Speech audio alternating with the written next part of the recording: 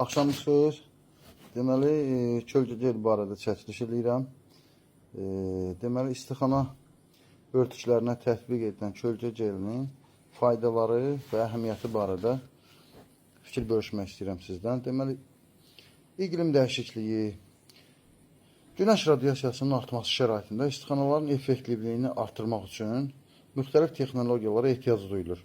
Pərdələr var, bilirsiniz. Və s. Yəni bu şəkildə sərinləşdirici günəşdən qorunmaq üçün vasitələr var. Bu texnologiyalardan biri də çölgə geldir və istixananın örtük materialının üzərinə tətbiq olunur.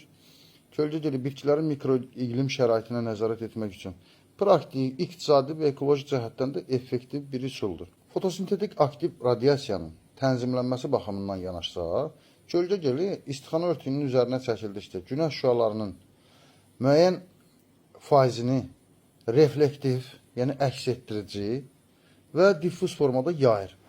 Bu da çox yüksək radiasiyanın zərərli təsirini azaldaraq bitkilərin fotosintez səmərəliliyini artırır, xüsusilə diffuz işıq şəraitində. Gün vurma, yarpaq yanması kimi stres hallarının qarşısını alır. Gündəlik işıq dozasının sabit qalmasına da kömək edir. Temperaturun tənzimlənməsi baxımından yanaşsaq isə, isti iqlim şəraitində istixanaların daxilində hava temperaturu tez-tez çox kritik həddə çatır. Bu zaman çölgə geli sərt günəş şüalarının qarşısını alaraq hava və yarpaq temperaturunu 8-11 dərəcəyə qədər azaldır. İstixanadakı termal stresi aradan qaldırır. Bu da vegetativ və generativ inkişaf üçün əhəmiyyətli bir şərait yaratmaq deməkdir. Eyni zamanda yüksək temperatur və radiasiya bitkilərdə transpirasiya sürətini artırır, suya olan tələbatı yüksəldir. Çölgə geli su itkisini azaldır, torpağın və ya substratın nəm rejimini qoruyur. Nəticədə suvarma tezliyi və miqdarı azalır. Bu da su ehtiyatına qənaət deməkdir.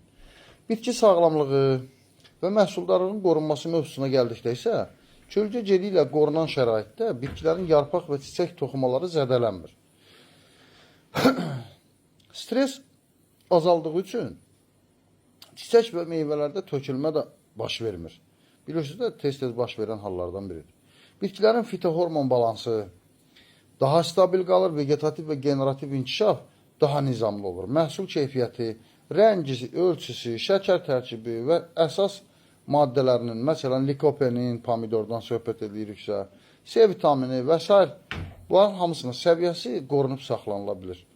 Dolayısıyla bitki patogenlərinə qarşı da müdafiədə iştirak edir.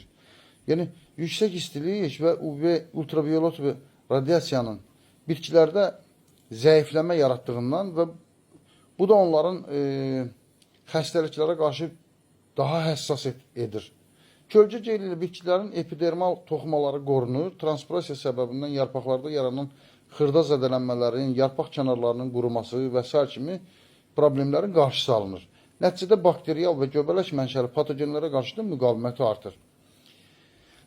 Ekoloji və iqtisadi üstünlüklərinə gəldikdə isə kimyəvi maddə deyil, fiziki təsir mexanizmi ilə işləyən bir maddədir. Bu səbəbdən də ekoloji cəhətdən də daha təhlükəsizdir. Mövsüm sonunda asanlıqla su ilə yuyularaq da təmizlənə bilir. Bir neçə ay effektiv qalır. Bu da əmək və resurs qənaəti deməkdir. Yekun olaraq onu deyə bilərik ki, kölgə geli istixanada becərilən tərəvəz, meyvə, gül və digər yüksək dəyərli bitkilərin optimal mikroiqlim şəraitində yetişdirilməsi, məhsuldarlığın qorunması və resursların səmərəli istifadəsi baxımından mühüm bir vasitədir. İsti iqlimə malik bölgələrdə, xüsusilə yaz və yay aylarında kölgə geli tətbiqi istixana məhsullarının istehsalında sabitlik və dayanıqlığı təmin edən bir strategiyadır. Bildiyimiz ki, bizim də istehsalımızda 10 ildən artıqdır. Kölgə gelimiz var və kifayət qədər də fermerlər istifadə edir və bizim də kölgə gelimiz xüsusi özəlliyi ondan ibarətdir ki, şüşə və klyonka örtüklər üçün ayrı-ayrı tərkibdə hazırlayırıq. Çünki kölgə gelinin yuyulması zamanı örtüklərə ciddi zərər dəyir. Şotka cızıqları örtüyün zamanla köhnəlməsinə gətirib çıxardır.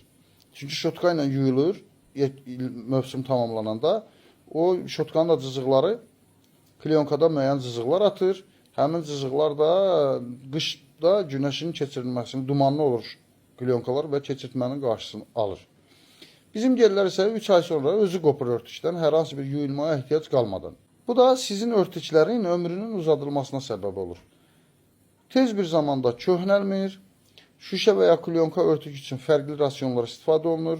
Ona görə ki, örtüklərin yapışma fərqlilikləri var.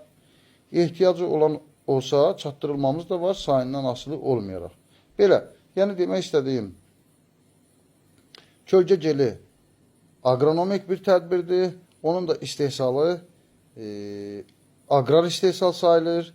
Hansısa sənaye istehsalı deyil, sənaye istehsalı kölgə gelləri həmin klyonkadakı cızıqları diqqətə almır, onun yuyulma problemlərini diqqətə almır və nəticədə də bir ildən sonra elə fərz elə ki, 5 illik bir örtüyün altında məhsul yetişdiririk kimi olur.